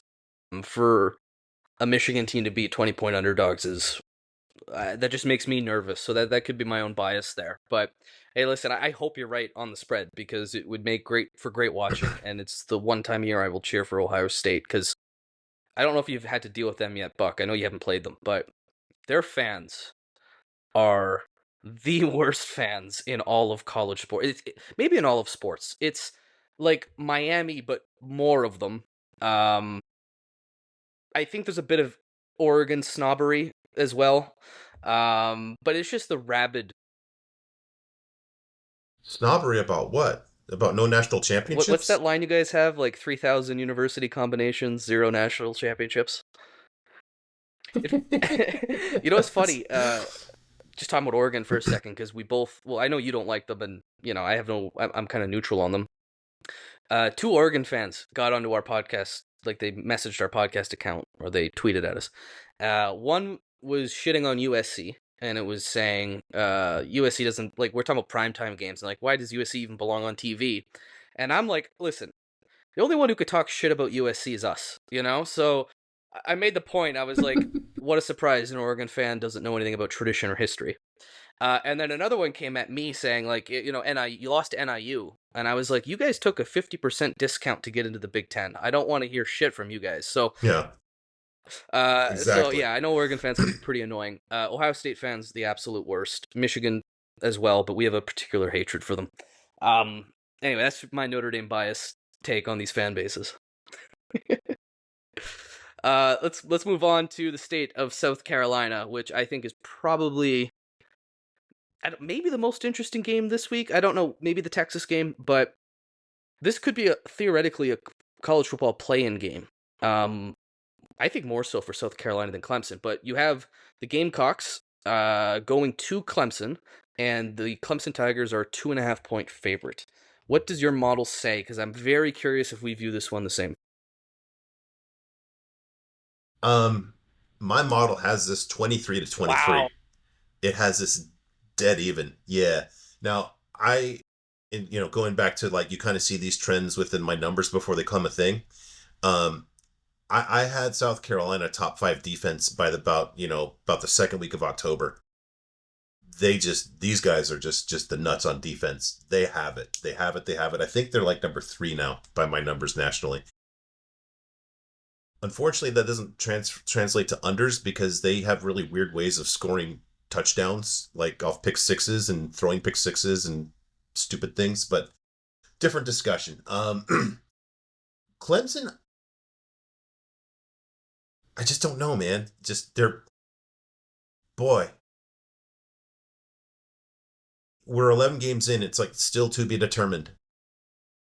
They had a really nice run. They almost had kind of like Mm-hmm. your run against a bunch of, just kind of that ACC valley of just present your voucher and get your free meal without really trying to expend too much energy. They had that, but you know, it was really just not an impressive string of who they were playing. Um, that that loss, they lost to Yes. Louisville, if Yeah. I'm remembering Jeff correctly, Brom right? special. I mean, yeah, yep. Once a yeah. year, that guy. There's one. There's a clever name for that. Like his once, I don't know, his one upset a year. Um, but they weren't even competitive. I mean, it wasn't a competitive score, and it wasn't even that close. And that really made me question everything. Now, Klubnik had some really nice numbers during that stretch, but for the season, his apex is only 102. I mean, he's basically an average quarterback in all of FBS. He's mobile. He's very mobile. I think that's a nice weapon to have. But I think South Carolina defense is so athletic that kind of what you saw with Oklahoma doing Mm-hmm. to Milroe on Saturday. I think you can see a lot of that where, I don't know if people really think of Klubnik as a runner, but he is. But that I think is going to be less of an issue because the South Carolina defense is so good. Um, we had seen since Venables left Clemson, the defense was really, really good for the last 2 years. And I wanted to see, as you got the Venables DNA out of that program, that side of the ball, what happens when it becomes more of a Wes Godwin or Goodwin. I forget the name of their DC program. And the answer is, yeah, not encouraging. Their defensive power rating is 2.7, which is, just barely above average for all of FBS. They're basically an average ACC defense, which is alarming since that's really Mm-hmm. been their identity for years. Which takes me to another point. I always wonder. I know he has 2 national titles, but I'm not comfortable when a team's identity is on the other side of the ball than the head coach. And Dabo Swinney was a receivers coach, and ever since basically they lost Trevor Lawrence, the offense has kind of been a lot of miss and an occasional hit. And I just think that, what some people still think as Clemson, of 2 or 3 years ago, that's not there, especially on the defense side of the ball. This is an ordinary defense. South Carolina's offense it struggles. They run really hot and cold. I like that quarterback, Lenore Sellers, but sometimes he'll get you 500 yards combined, running in the air, and sometimes he might get you 200. The thing that's good is this is an opportunity. This is not one of the tougher defenses. You've played an SEC schedule. You've played defenses much better than Clemson's. So, my bias is, my model says it's going to overtime, but if I look at all the metrics that are not a part of the predictives, they point heavily towards South Carolina. And Robert's model has this a 2-point game in favor of Clemson. So it's 2 data points to say it's really close, not really a bettable game. But I just think, the market's finally catching up to how good South Carolina really is. Yes. I am going to go a little off book here and go off my gut, but I agreed with everything you said there about both teams. I think South Carolina is going to win comfortably. I really like the Gamecocks to go in and win this game. They've been playing such good football. When you talk about teams who've played great football in the last few weeks, Notre Dame's up there. I think South Carolina is absolutely up there. I think Tulane is up there. I think they're going to get it done. I don't. The moment it was for me, Buck, was the Pittsburgh game when Clemson escaped with that win and really didn't. Like, I saw Clemson people tweeting like, we did not deserve that at all. that was a red flag for me. I was like, this team just isn't it. And when you said they were kind of bang average defensively in the ACC, that's kind of what I see. And I don't hate Clemson. I think, Yeah. we've had some great games with Clemson. I've got nothing against them. I really fear for that program because it's been 2 years of any kind of real success to their standard. And I think it's only going to get worse and worse, to your point, as Venables' DNA leaves that system. Their offense has been an absolute nightmare. Dabo is not adjusting to the modern college world. I'm worried for Clemson, and I think things might capitulate this week, and I think South Carolina is going to win by more than a score. And it's weird because I was just saying this last week. This is the first time I'm 55 years old. First time in my 55 years last week I said ever, I am really looking forward to that South Carolina and Clemson game because we just never said that. That's so funny. So yeah, we both got South Carolina. I know your model's dead even, but for these purposes, you'll go with the Gamecocks as well. So I think we're 3 for 3 here, straight up with each other. Then we go to the next big one. We disagreed on the spread on Ohio State, Michigan. I think we're tied here. Yeah. Okay, let's talk about what is one of the, I think, most underrated rivalries in college football. Farmageddon. Say it. There you go. Yes, Farmageddon. The name alone deserves props. I really didn't, and I'm a guy who knows things about college football generally just because I love it. I didn't realize how big of a rivalry this was until about this year. They have not missed a game for almost like 100 years. They've been playing each other yearly, no misses, and I don't know. I think there's something so great about that. These two farming states. So for those who were wondering what the hell I'm talking about, Kansas State is going to Iowa State. It is called Farmageddon, which, again, genius. I'm just pulling up the line here. I don't actually have a line on my app. Do you have one handy? Okay, we'll use yours. Iowa State giving 3.5. Okay. Well, since your analysis have been better than anything I could possibly hope for, let's kick us off with Farmageddon. What are you seeing there, and who do you like? So I actually, I'm really invested in Iowa State here, in that I bet them before the season to win the Big 12. They had the best defense coming in, and they had boy, this is going to be funny to say out loud, although he's kind of redeemed himself. They had the best quarterback, except for Jalen Daniels, in the conference, by my numbers. Now, Daniels has turned it around of late. What's interesting is, the offense has still been there for Iowa State. The last 3 games, the defense, especially the running defense, has just really made a U-turn. It's not been good. They're still a really good passing defense. And I don't follow close enough to know if they've had like a key injury or two in the front 7 that's made that an issue. But they've given up a lot of points lately. I mean, 28 to that Utah team is a lot, and they gave up, a lot in the 2 prior games where they lost. They've got, the 2 that they lost, they've won their last 2 in a row now. So the offense is there. What's interesting is they actually have the more explosive passing game between these 2 teams, which is not something you usually think of when you look at, the Boy Scout that's named Matt Campbell on the sideline, who's, coming by to say, oh, is that a fresh apple pie I see on your porch there, ma'am? Kansas State, post Colin Klein, the offense has actually worked, and I think that's because it's more of a Chris Kleeman thing than a Colin Klein thing that's been.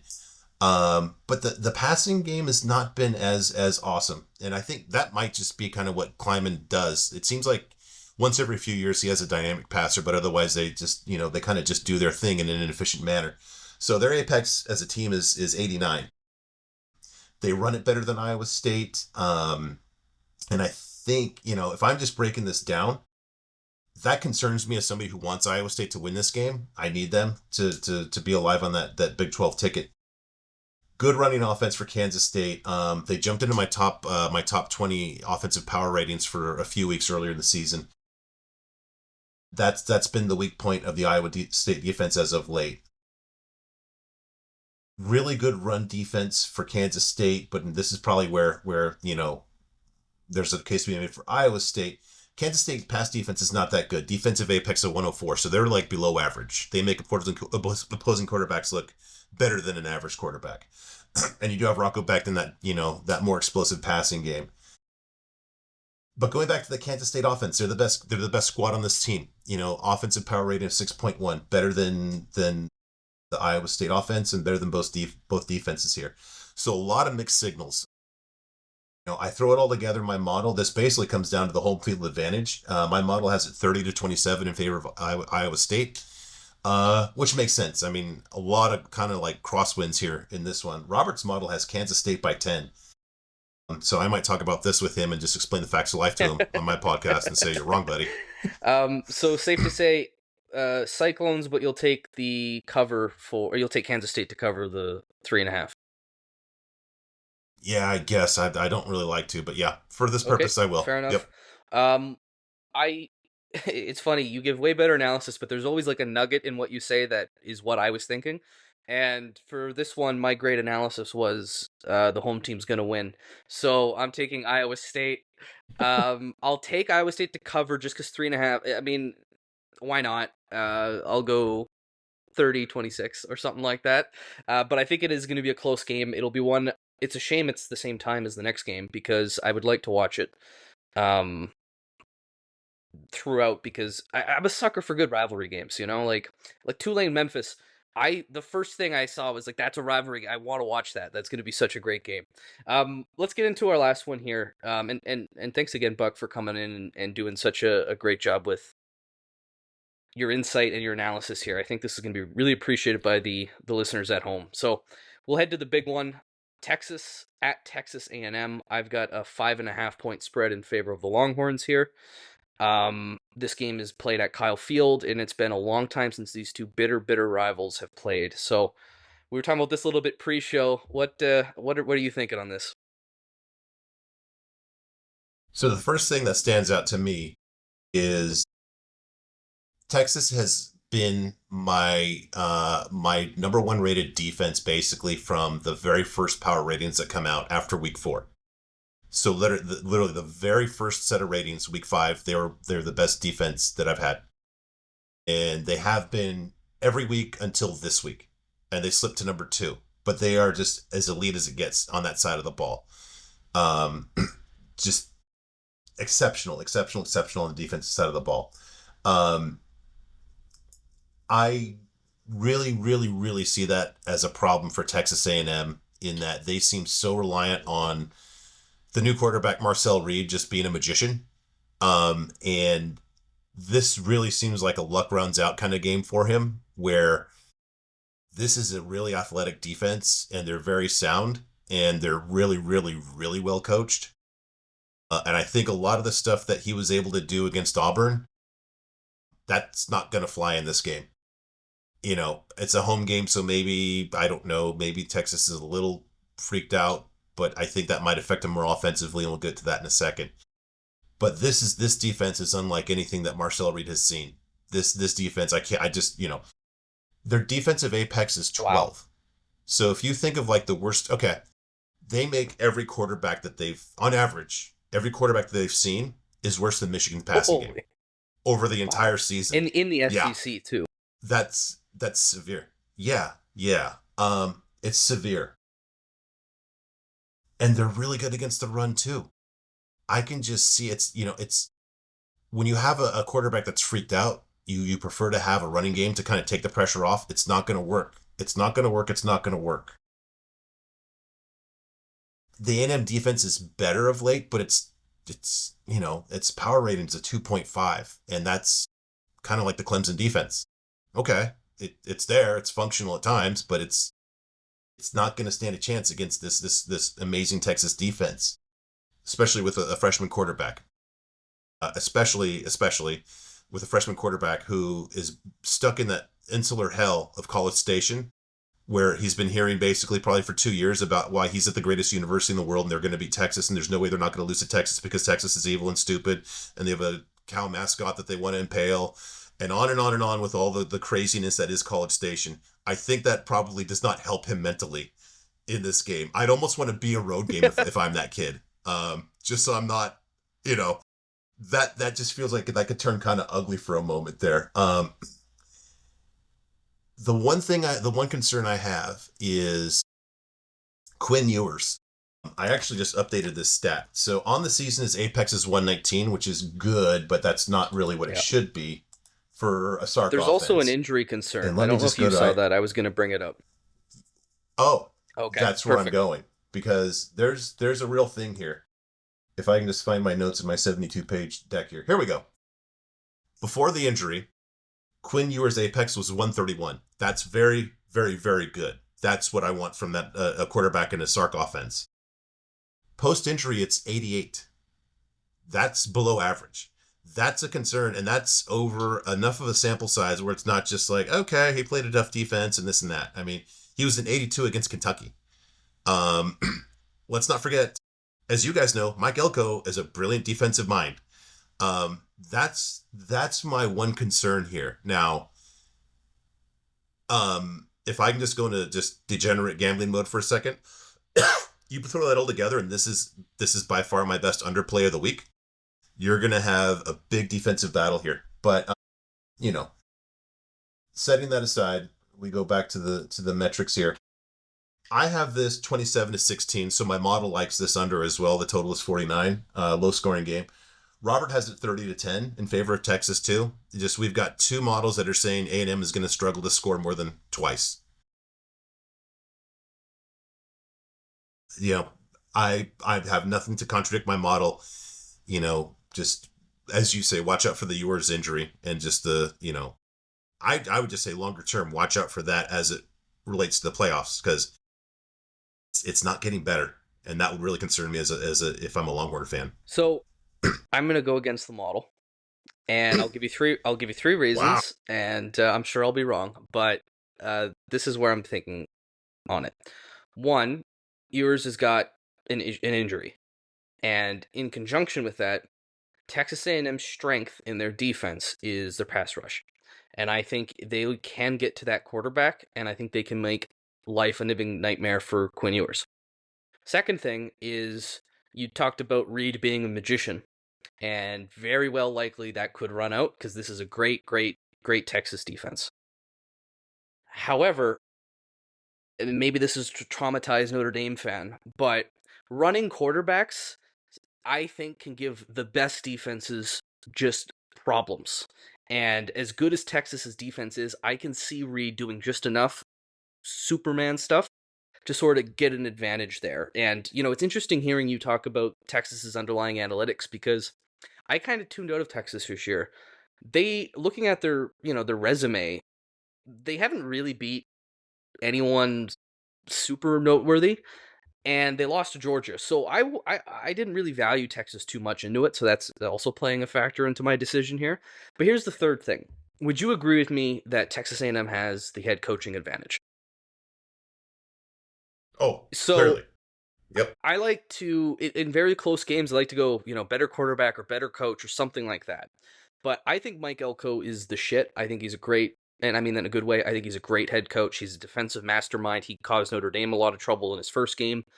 And I think when you add all those three possible factors, I understand this is the underdog take, but if you take that and you package it into Kyle Field, ABC under the lights against a team, like you said, they want to impale that cow, which, I might be okay with. I think that mascot's a little dumb. I'm going to take Texas A&M just for the chaos of it, but that's how I'm going to rationale my way there. Again, I'll probably be wrong, but that's what I'll go with. Straight up as well. Oh my goodness. Are you feeling okay? You might have.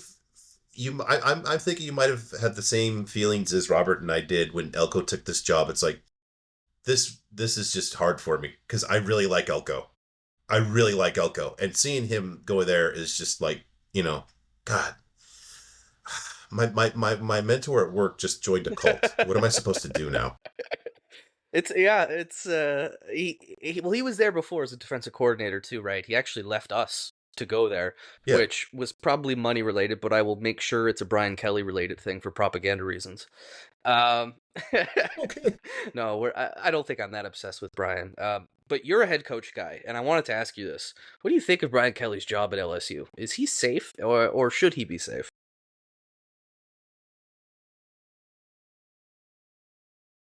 The dynamic that's interesting there is, that I'll say that interesting AD.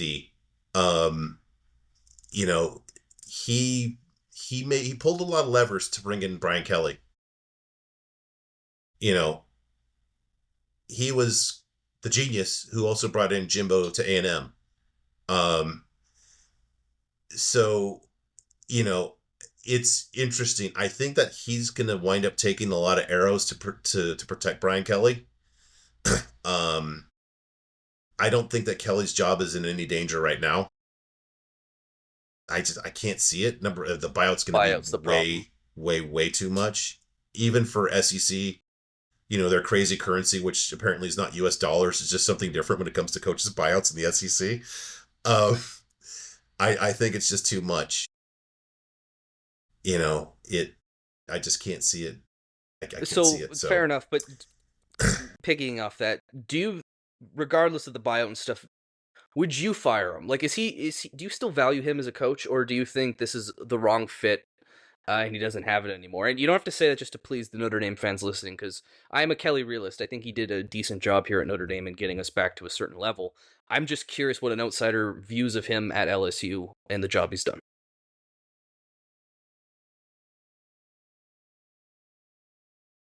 I probably err on the side in favor of Brian Kelly, just because he was so awesome. I mean, I didn't even know what Grand Valley State was until basically, I became aware of Brian Kelly at Central Michigan. But he was so awesome there, and he was awesome at Cincinnati, and he was so awesome at those two jobs that the idiot that followed him up, Butch Jones, everybody thought, hey, this guy is a good coach. That's how good of a coach he is. That's beyond really good. That's elite, and he was elite at Grand Valley State. Um, you know, I think I see him as a talent that's pretty freaking rare in this universe. I don't think that you're going to find 15 coaches that are better than Okay, him. interesting. I just don't. Everything, the guy's just a football coach. Now, he seems to be, I don't want to say his own worst enemy, but he's certainly not his own best friend when it comes to some things. Um, but humans are complex, and there might be a really good Brian Kelly, you know, 10 episode series on Netflix someday about all the contradictions that he is. Because he seems to me maybe more than, at a very exceptional level, one of those coaches that some of his players will absolutely swear by him and say, this is the best coach, the best dude I've ever played for. And some will say, I freaking hate that guy. Don't even mention his name in my presence.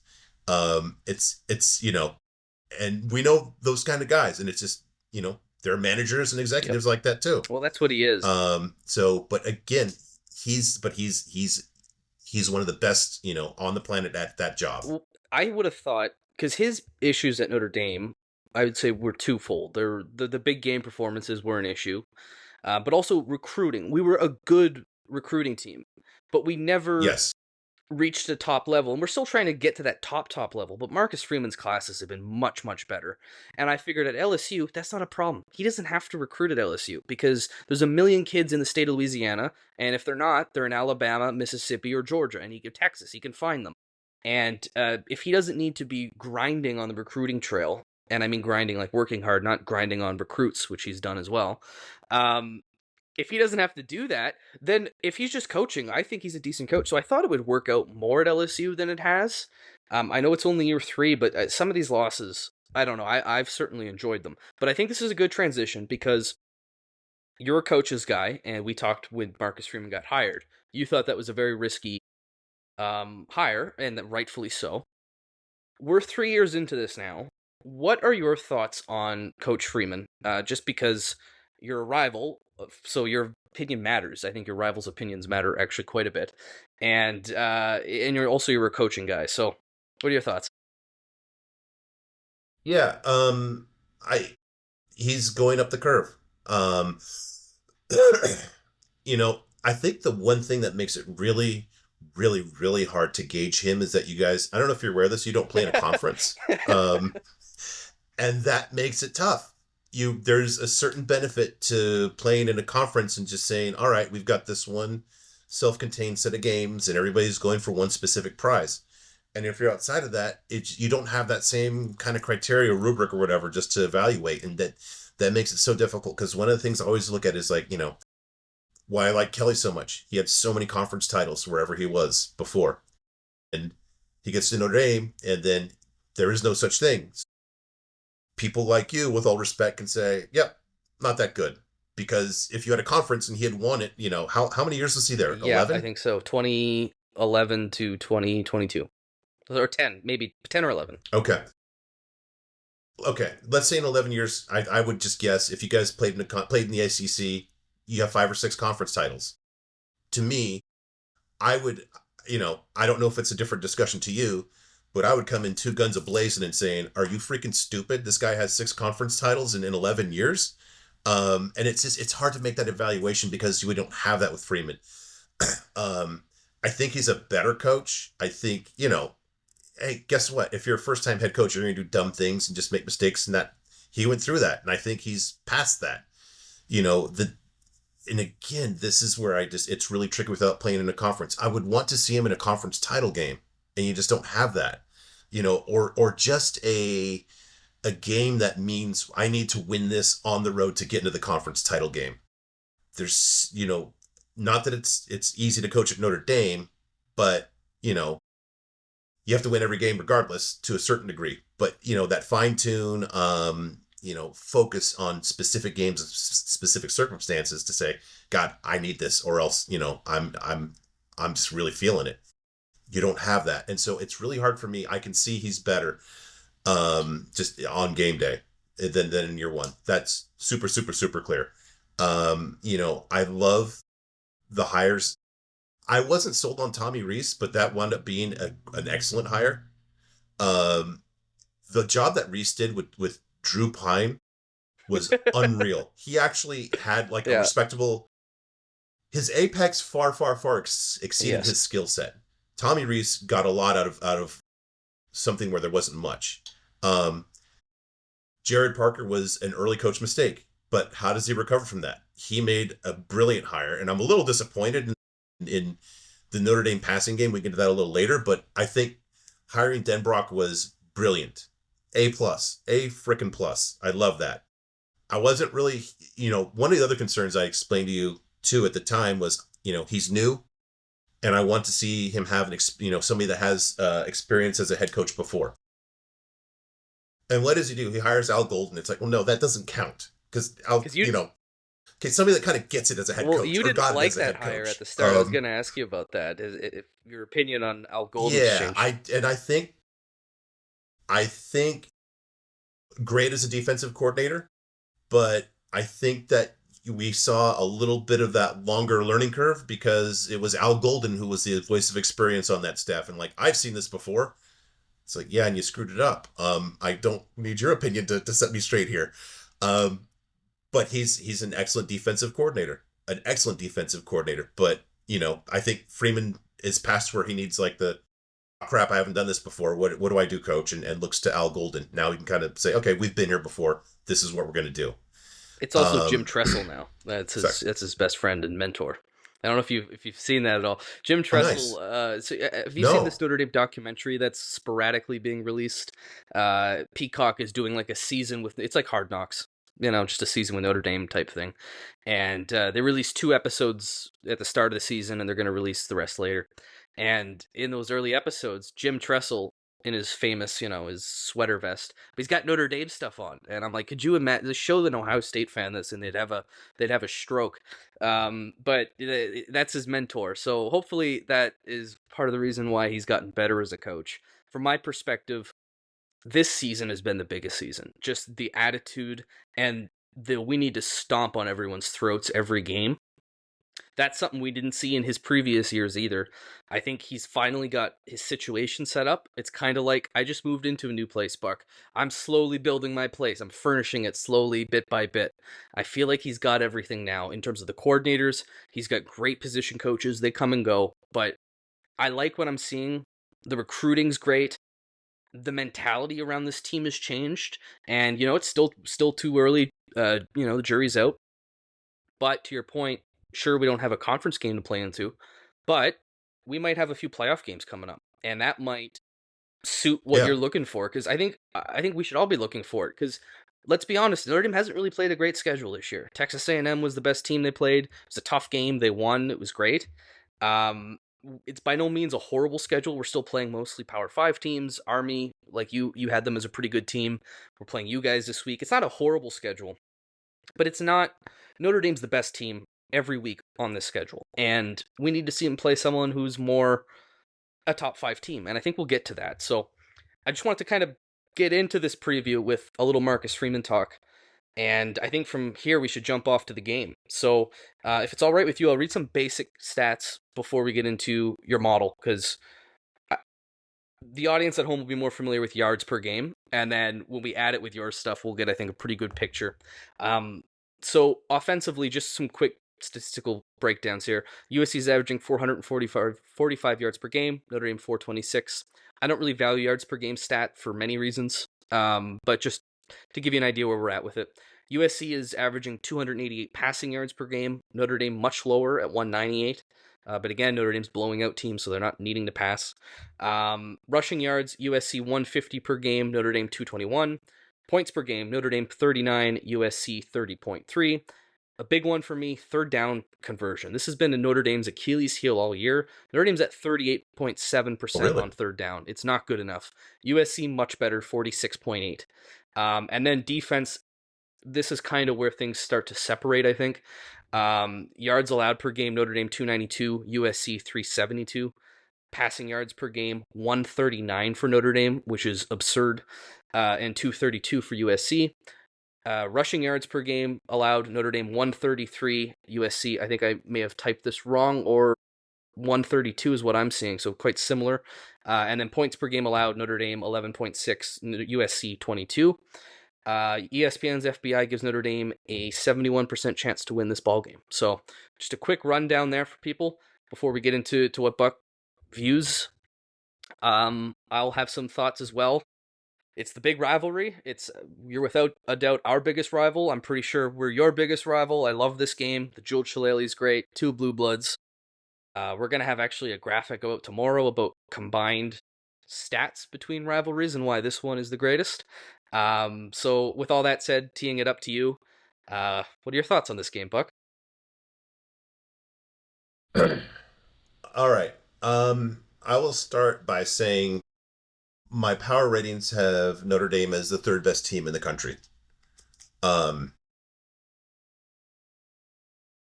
They are absolutely elite on defense, just about at that Texas level in terms of elite.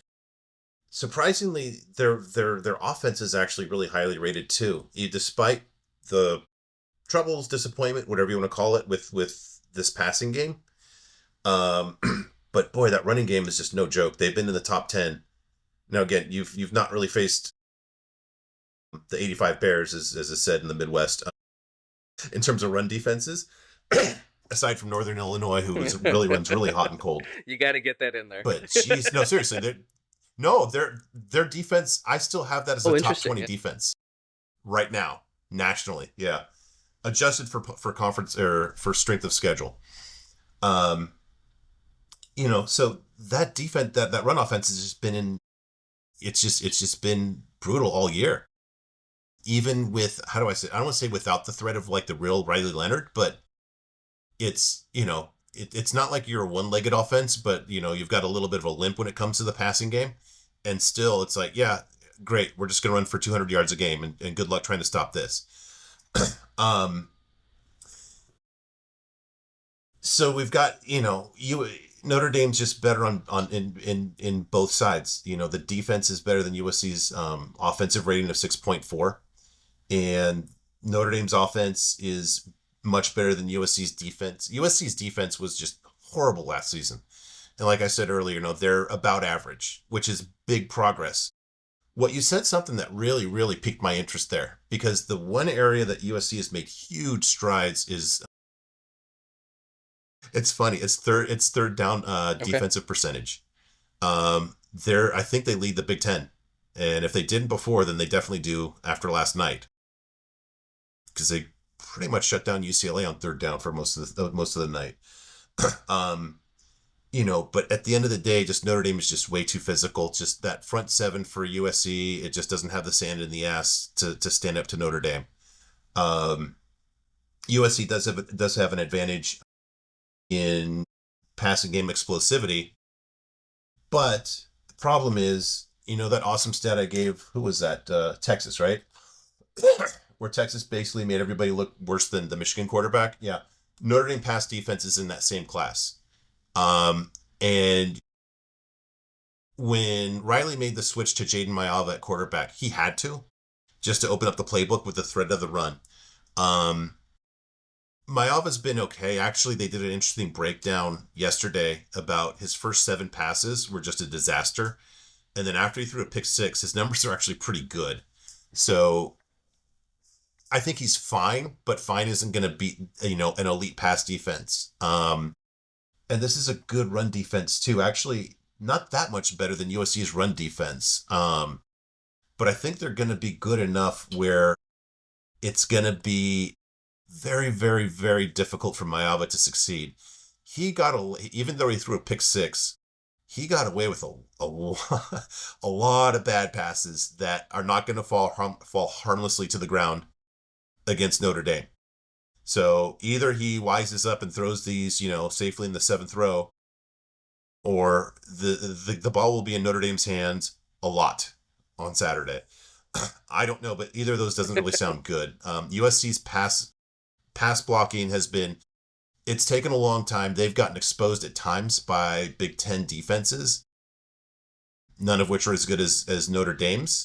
So that would concern me. Now, again, it could be a different matter because you had a very slow-footed quarterback in Miller Moss, really, on the wrong end of trying to avoid on-rushing rushers. I think that Mayava stands a much better chance to keep plays alive. So, you know, there's a path there where Mayava just gets improbable yards on the ground.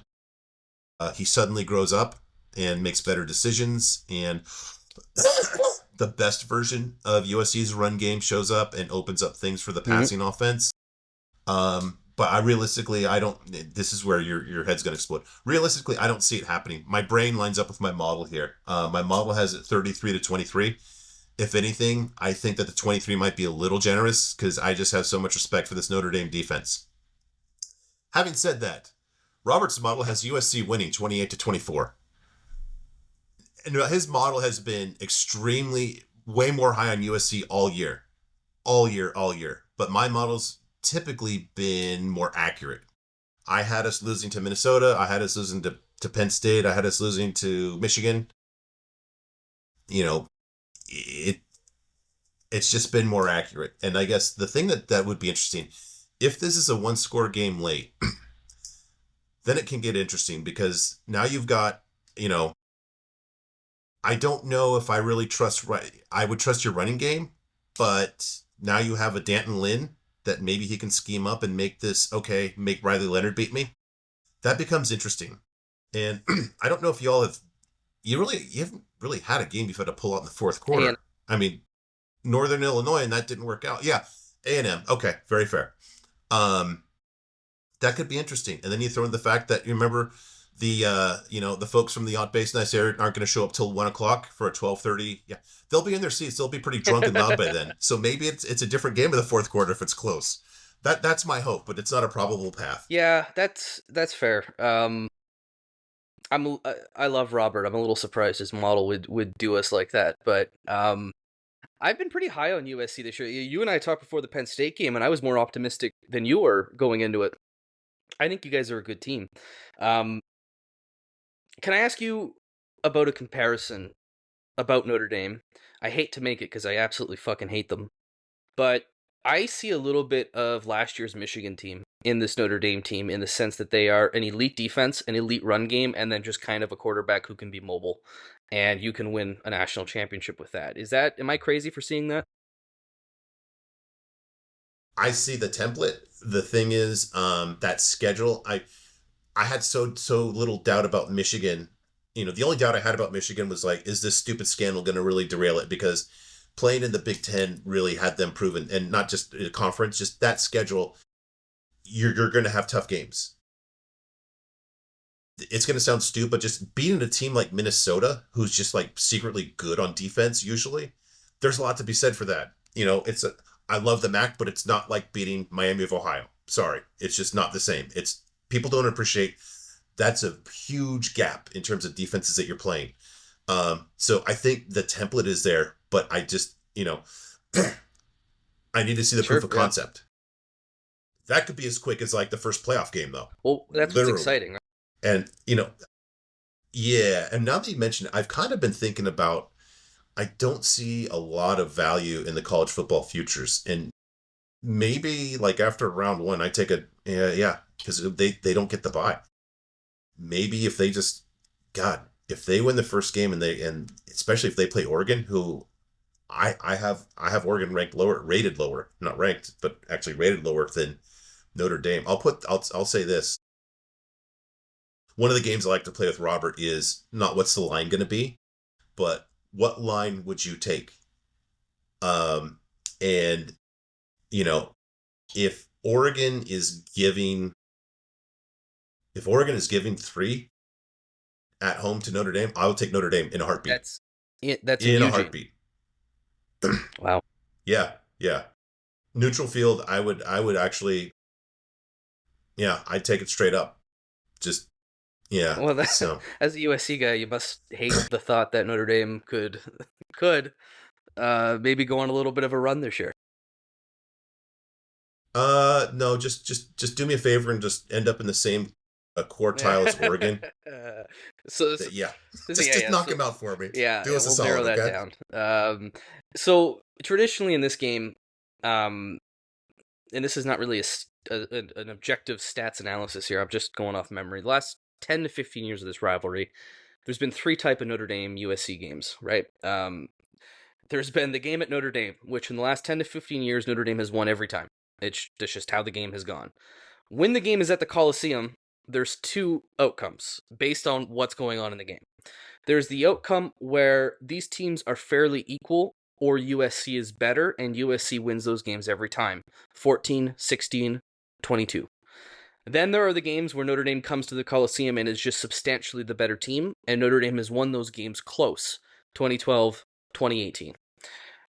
I view this as one of those latter games where Notre Dame is kind of substantially supposed to be the better team here. And although we haven't had the best success at the Coliseum, at least this last 10, 15 years of the rivalry would suggest that we can and maybe should win this game. I know you said your model's got Notre Dame as 10-point favorites. You said 33 to 23? Yep. So, yeah, I think that's kind of fair, and I don't want to be a homer, but like I'm not scared for this game, and I don't know if that's arrogance, but just this Notre Dame team is so locked in right now, and USC, and I've liked them all year. I just don't know if they can score on this Notre Dame defense. That would be my concern for you guys, is how are you going to put points on the board? And for Notre Dame, for all its flaws, even when it's just a running game, like you said, it's not a one-dimensional running game, because there's the Riley Leonard component of it. So that kind of lightens it for the running backs. And then to the extent that the passing game has improved, it's been lately. The passing game has gotten a lot better lately. And I think just Notre Dame right now is firing on all cylinders. And I think it's going to be really hard for USC to kind of compete in this game. Never mind win it. Is that too much for me to say? I can't argue with that. The one thing I would push back a little on was, not just did USC take Penn State to overtime, but that was probably, aside from Ohio State, the best offensive showing against Penn State, I would say. And that was at home, and I do have Penn State ranked 6th nationally in defense. Not quite as good as Notre Dame's, but it's not like, I'll put it this way.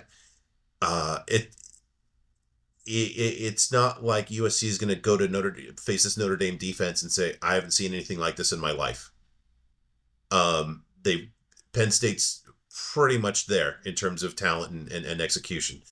So maybe just, a lot of these, again, here's, like I said, I chose this name on purpose. I have Minnesota as a top 15 defense too. We played them on the road and we played them to a 1 point, a 1 point loss, or no, 1 touchdown loss. This is not a culture shock in terms of like, Jesus, I've never seen guys this big in my life. Yeah, no. They've done it and they actually move the ball in Minnesota as well at times. Is it probable? No, but it's not impossible. Yeah. No, I think that's fair. I think USC is probably the second best team we'll play all year. I still give A&M some credit. Louisville's good. I mean, Army I know your rating is they're probably higher than USC, but I think USC will put up a better fight than Army will. I expect that game to be closer. Well, I would hope so. It's funny, we actually got into it in our pod last week. I actually said at a neutral field, I would make Army like a 6 point favorite, and I got shouted down on my own pod, and that's when everything just would. Everybody's like, well, you can understand it got confusing there for the USC Yes. got to be saying. Well, that's why I love you here, right? Because you're just data driven, you're objective with it, and you'll tell us the way it is. So, do you want to get into score predictions? That's kind of our big finale here. You could theoretically, I know you don't really, I think you think Notre Dame's getting in regardless, but you could theoretically ruin our season. And in the history of our rivalry, that has happened how many times, right? Like countless. And sometimes to the direct benefit of the other, right? Like there's been times where the winner of this game's won the national championship, and there's been times where the winner has just screwed the other guy over. And that's what makes, I think, for such a great rivalry. So we're entering that opportunity here. You guys beat UCLA. Are you going to go 2 for 2? Are you going to break with your model, or how do you see it? Well, let me just say this. If I wanted to ruin your season, I would make Jared Parker your offensive coordinator again. So, there. I just endeared myself to all your listeners with that one. I will. For the record, I think my model's got the margin right here. I think it'll be a little lower scoring. I'll go Notre Dame 24, USC 14. I was gonna say we had a Stanford guy come on, and even though he very much thought Notre Dame was gonna win, he picked Stanford because that's what he wanted to do. So I was gonna say you could do the same. You don't have to. If you want to take USC here, you certainly can. But I think you're really spot on. So 24 to 14 makes a lot of sense. I've got this one. Yeah. 35-17.